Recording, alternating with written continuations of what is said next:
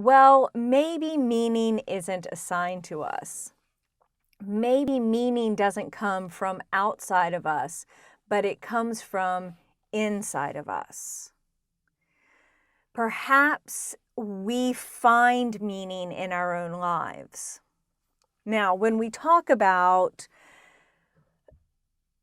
meaning from within, what that means is we create our own meaning. I wasn't created with a purpose. I was, in fact, created with no purpose. And if I want purpose, I have to make it for myself. And very likely, that's going to be done by pursuing something I care about. Now, here's where people get internally and externally confused sometimes. What I care about will almost certainly be external to me. Perhaps it's my career that I am hoping is going to change the lives of thousands of people. Perhaps it's my family, and I'm concentrating on the meaning being raising a happy family, having healthy children who will have children of their own, etc., etc. Perhaps I find meaning in having a really nice car. The point is that while what I care about will be external to me, the meaning is coming from within. It's coming from internally. If meaning comes from something external, that means it's being assigned to me by something outside of me. But if its meaning is internal, it means that I am creating that meaning for myself. Okay? So by finding something I care about, pursuing that, making that the meaning of my life, I'm creating it. That meaning is coming from within me rather than from without. Does that make sense? So it's just this idea that I have to find it on my own. Not even find it, I have to create it. There were a number of existentialist philosophers that thought about this in very much the same way. Jean-Paul Sartre believed that freedom came from recognizing that we were not created with a purpose, that we have to find our own purpose.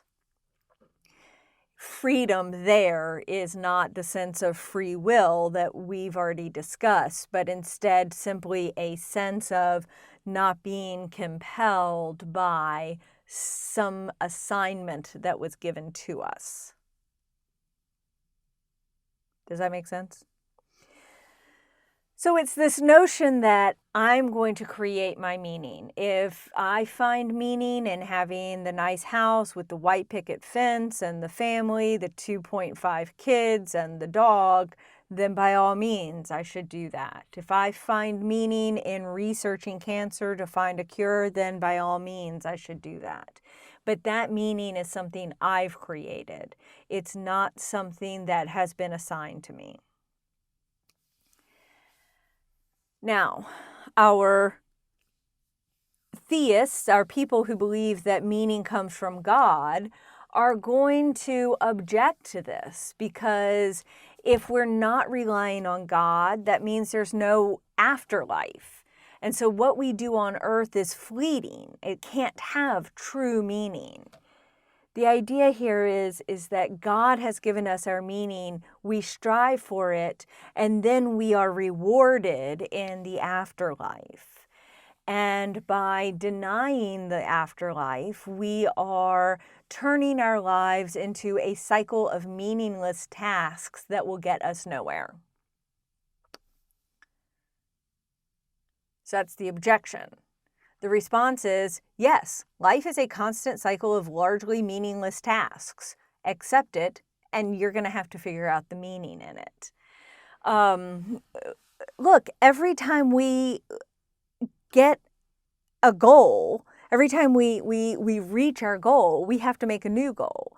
You have a goal right now. It's to graduate from college. Well, guess what?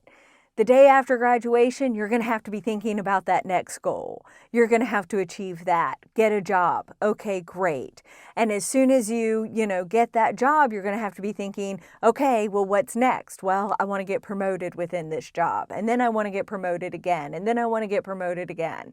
One day you're going to retire. Okay, what's my goal now? Yes, life is a cycle of largely meaningless tasks. Every time you wash your clothes and fold and put them away, you got to do it again. Every time you wash your dishes, you got to do it again. Every time you reach a goal, you've got to find a new one. That is just the way life is. And finding meaning in those tasks gives us our purpose. We can discover, or rather create our own purpose by finding meaning in those tasks, because our meaning from within theorists say we're not going to find it anywhere else. Okay, so we have to find meaning there, or we're not going to find it at all.